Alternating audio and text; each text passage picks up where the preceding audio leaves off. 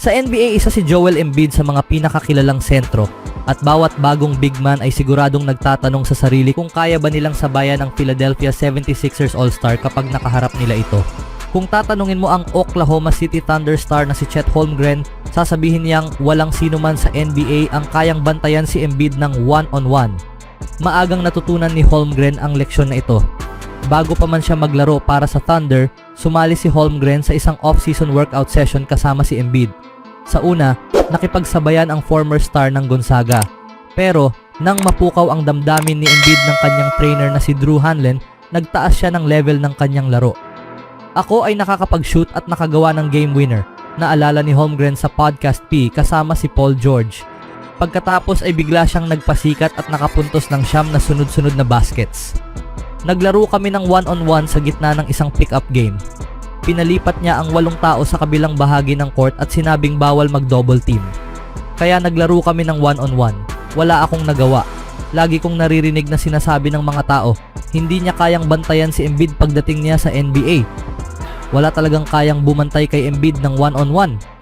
Kaya hindi mo makikita na one-on-one siyang binabantayan.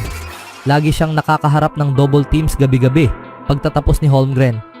Katulad ni Embiid, nagsimula ng mas huli ang NBA career ni Holmgren dahil sa isang malalang injury bago ang kanyang rookie season.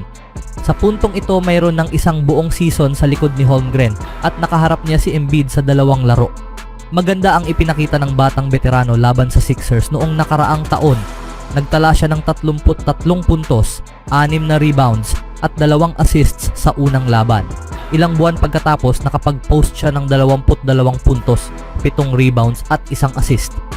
Sa kabilang banda, nag-average si Embiid ng 30 puntos, 9 na rebounds at 8 assists sa 2 laro.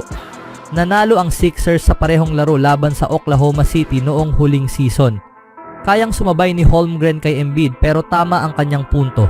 Sa mga nakaraang season, ang kakayahan ni Embiid na makapuntos sa iba't ibang paraan ay ginagawa siyang isa sa mga pinakamahirap bantayan na player sa liga. Ang kanyang pagiging 2 beses na scoring champion ay sapat na patunay nito. Ano sa tingin niyo mga kaibigan? Sa ibang balita naman, ang Denver Nuggets ay napasama sa mga balita nang lumabas ang ulat noong Lunes ng umaga na tumanggi si Christian Braun. Si Westbrook ay iniulat na humingi ng number 0 na jersey mula kay Braun. Ayon sa Denver Nuggets beat writer na si Harrison Wind, hindi ibinigay ni Braun ang nasabing jersey kay Westbrook. Karaniwan hindi nagre-react si Westbrook sa mga chismis o usap-usapan tungkol sa kanya sa social media, ngunit nag-iba siya ng diskarte sa panahon na ito. Ngayong araw ng umaga, nag-post si Westbrook sa Instagram upang magpahayag tungkol sa sinasabing alitan ng jersey kasama ang bagong teammate na si Christian Braun. "Let's please leave our young star alone," sabi ni Westbrook sa post. "At ako ay hindi kailanman nakiusap tungkol sa pagpapalit niya ng number 0. Hindi ko hiniling, inusisa o hiningi ang number 0 dahil pinili kong markahan ang pagbabagong ito ng isang bagong numero.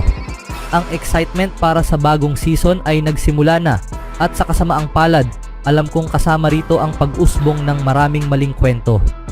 Hindi ngayon ayon kay Westbrook kay Christian Braun at ako ay nakatutok na at handa na para pasabugin ang Mile High City. Si Christian Braun ay isang mahalagang bahagi ng championship run ng Nuggets noong huling 2 season.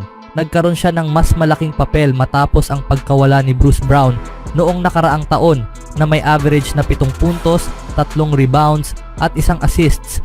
Sa pagsisimula sa susunod na season, may malinaw na mga kakulangan ang Denver Nuggets na kailangang punan. Umalis si Kentavious Caldwell-Pope at Reggie Jackson mula sa team nitong nakaraang off-season na nag-iwan ng butas sa parehong starting shooting guard at backup point guard na posisyon. Ang team ay umaasa rin sa isang malaking ikalawang taon mula kay Julian Strawther na nagpakita ng ilang promising moments sa kanyang rookie campaign noong nakaraang taon. Nakapagtala siya ng career high na 22 puntos na may 6 na 3-pointers sa isang panalo laban sa Atlanta Hawks noong buwan ng Disyembre. Sisimulan ng Denver ang kanilang next regular season sa kanilang home court laban sa Oklahoma City Thunder. Anong masasabi nyo ngayon mga kaibigan sa Denver Nuggets? Sa kabilang balita naman, ang Golden State Warriors ay naghihintay pa rin na makagawa ng malaking hakbang sa pamamagitan ng trade.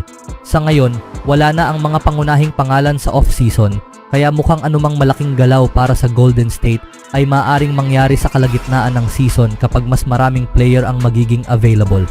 habang naghihintay sila para sa isang malaking trade.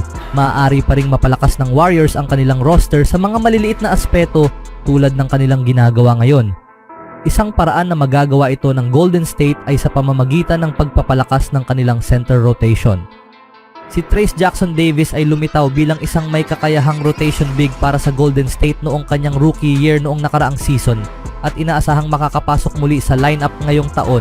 Dahil sa kanyang pag-unlad, madalas na nawawalan ng playing time ang veteranong center na si Kevon Looney at maaari siyang gamitin sa isang trade matapos i-guarantee ng Warriors ang kanyang expiring contract. Sa isang kamakailang artikulo, inuulat ni Zach Buckley ng Bleacher Report ang isang hypothetical na trade kung saan makukuha ng Warriors si Clint Capela.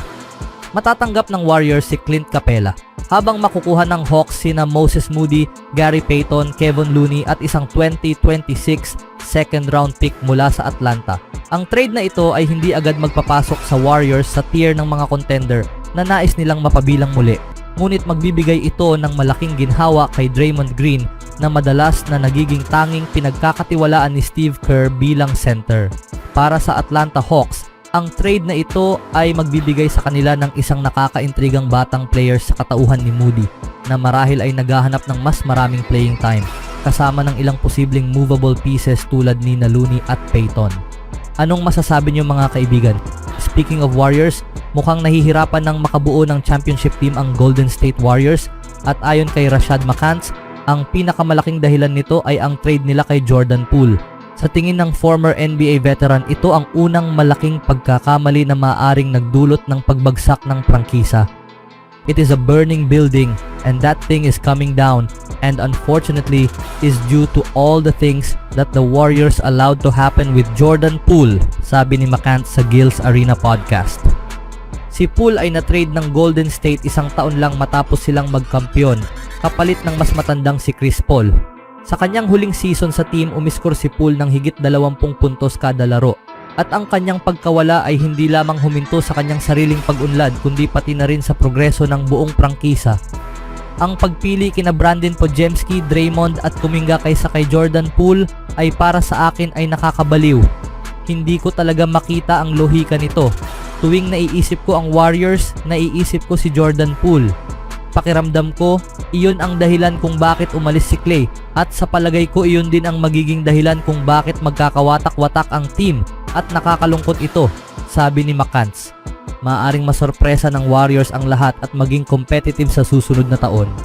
Mayroon pa rin silang top-end talent na si Steph Curry at underrated ang kanilang depth, ngunit kulang sila ng isang elite second scorer na maaaring si Poole sana para sa team. Sa tingin nyo mga kaibigan, tama kaya sinabi ni McCant? Always do it on my own, so I gotta get through it. And the only thing I know is to love what I'm doing. Never give up, never slow, till I finally prove it. Never listen to the no's, I just wanna keep moving. Keep my head up when I act, head up that's a fact. Never looking back, I'ma keep myself on track.